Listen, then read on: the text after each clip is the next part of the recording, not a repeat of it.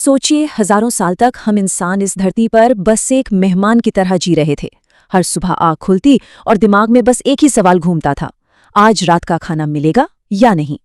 लेकिन फिर करीब 12,000 साल पहले एक छोटी सी खोज ने सब कुछ बदल दिया, और उसी खोज ने उस दुनिया की नींव रखी जिसे हम आज जानते हैं। तो चलिए इसी सवाल का जवाब ढूंढते हैं। जरा सोच कर देखिए, एक ऐसी दुनिया जहां ना कोई शहर था, ना कोई गांव और ना ही अगले पल की कोई गारंटी। ये हमारे पूर्वजों की दुनिया थी। सवाल ये है कि ये जो कभी ना खत्म होने वाली यात्रा थी, इसका अंत हुआ कैसे? तो ये वो जमाना था जिसे हम पुरा पाषाण युग कहते हैं। उस दौर में हमारे पूर्वज शिकारी संग्राहक हुआ करते थे। मतलब उनकी जिंदगी पूरी तरह से प्रकृति के इशारों पर चलती थी। अब देखिए, जिंदगी जीने के इन दो तरीकों में जमीन आसमान का फर्क था। एक तरफ रोज की जरूरतें पूरी करने का संघर्ष था, तो दूसरी तरफ भविष्य की योजना बनाने की शुरुआत हो रही थी। ये सिर्फ एक लाइफस्टाइल का बदलाव नहीं था, ये तो सोच में आई एक बहुत बड़ी क्रांति थी। और हाँ, ये मत सोचिएगा कि हमारे पूर्वज पिछड़े हुए थे। वो अपने पर्यावरण के मास्टर थे। उन्हें पता था कि कौन सा पौधा जहरीला है और कौन सा खाने लायक। उन्होंने आग पर काबू पाना सीख लिया था, जो शायद इंसानी इतिहास की पहली बड़ी क्रांति थी।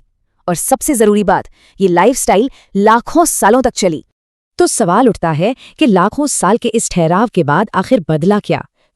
जवाब छिपा है एक बहुत बड़े क्लाइमेट क्राइसिस में, एक ऐसे संकट में जिसने इंसानियत को मजबूर कर दिया कि या तो खुद को बदलो या फिर खत्म हो जाओ।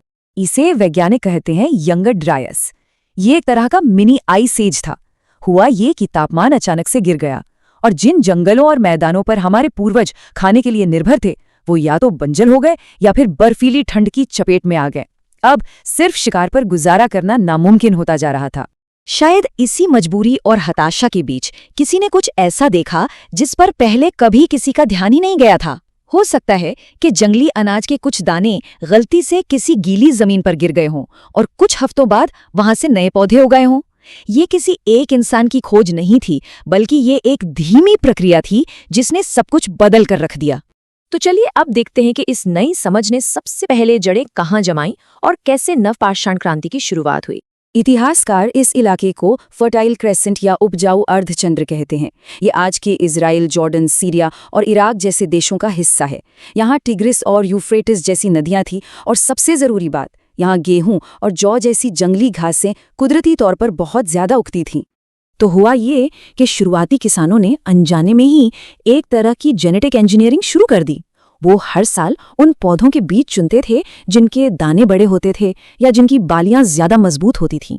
हजारों सालों तक चले इस सिलेक्शन प्रोसेस ने जंगली पौधों को हमारी आज की फसलों में बदल दिया। और कमाल की बात यह है कि ये क्रांति सिर्फ एक जगह पर नहीं हुई। ये एक ऐसा आइडिया था जो दुनिया भर में अलग अलग जगहों पर अपने आप पनपा। चीन में चावल उगाया जाने लगा, अमेरिका में मक्का, और भारतीय उपमहाद्वीप में मेहरगढ़ जैसी जगहों पर करीब 9,000 साल पहले गेहूं और जौ की खेती के सबूत मिले हैं, जो सिंधु घाटी सभ्यता से भी पुराने हैं। खेती सिर्फ पेट भरने का एक नया तरीका नहीं थी, नहीं, इसने इंसानी समाज के पूरे ताने बाने को हमेशा हमेशा के लिए बदल कर रख दिया। देखिए, शिकारी की जिंदगी तो एक कभी न खत्म होने वाला सफर था, लेकिन किसान, उसे तो अपनी जमीन और फसल के पास ही रहना था।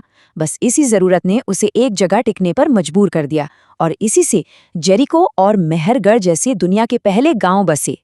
और जब खेती बेहतर होने लगी तो अनाज जरूरत से ज्यादा पैदा होने लगा। अब देखिए, इतिहास में ये पहली बार हो रहा था कि हर किसी को खाना खोजने की जरूरत नहीं थी। इसी से समाज में डिवीजन ऑफ लेबर यानी श्रम विभाजन हुआ। कुछ लोग कुम्हार बन गए, कुछ कारीगर, तो कुछ बुनकर। और यहीं से एक बहुत ही क्रांतिकारी और कुछ लोगों के लिए एक खतरनाक आइडिया पैदा हुआ, प्राइवेट प्रॉपर्टी। शिकारी समाज में तो सब कुछ साझा था, पर अब पहली बार ये मेरी जमीन है, ये मेरी फसल है वाली सोच आई। और जिसके पास ज्यादा जमीन और अनाज था, वो ज्यादा ताकतवर हो गया। यहीं से समाज में ऊंच नीच की जड़ें जमनी शुरू हो गई।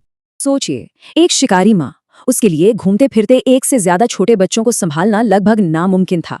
लेकिन एक गांव में जहां जिंदगी स्थिर थी, ज्यादा बच्चों की देखभाल मुमकिन थी। तो ज्यादा खाना मतलब ज्यादा लोग, और ज्यादा लोग मतलब बड़े बड़े गांव, जो आगे चलकर दुनिया के पहले शहर बने।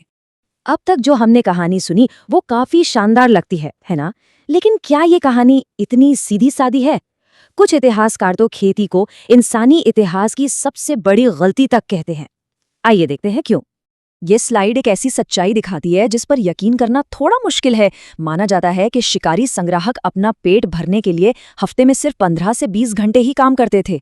वहीं एक किसान को सुबह से शाम तक खेत में कमर तोड़ मेहनत करनी पड़ती थी। मतलब प्रगति की कीमत थी बहुत ज्यादा कम। तो यहाँ एक तरह का लेन देन हुआ। शिकारियों को दर्जनों तरह के फल और मांस मिलते थे, जबकि किसान कुछ गिनी चुनी फसलों पर ही निर्भर हो गए, जिससे उनके न्यूट्रिशन में गिरावट आई। घनी आबादी और पालतू जानवरों के साथ रहने से चेचक और खसरा जैसी नई बीमारियां पैदा हुईं, और संपत्ति के विचार ने लालच और लड़ाई झगड़ों को जन्म दिया। तो असली बात यह है कि ये एक जाल था, एक ऐसा जाल जिसमें इंसानियत एक बार फंस गई तो फिर कभी बाहर नहीं निकल सकी। खेती ने भले ही जिंदगी को ज्यादा मुश्किल बना दिया हो, लेकिन इसने आबादी को बहुत तेजी से बढ़ाया, और इतनी बड़ी आबादी का पेट शिकार करके भरना नामुमकिन था। वापस जाने के सारे रास्ते बंद हो चुके थे।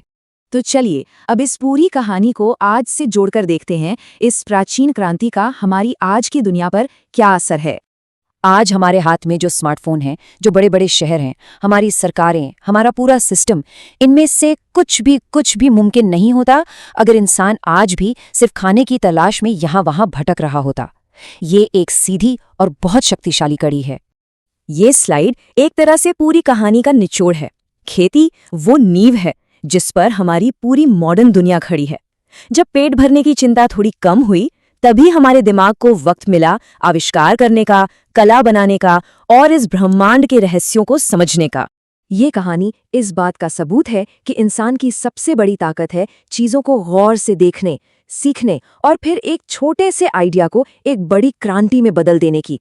तो अगली बार जब थाली में खाना हो तो उन पहले किसानों को जरूर याद कीजिएगा, और ये सवाल भी कि अगला वो कौन सा बीज होगा जो हमारी दुनिया को, हमारे भविष्य को फिर से एक नया आकार देगा।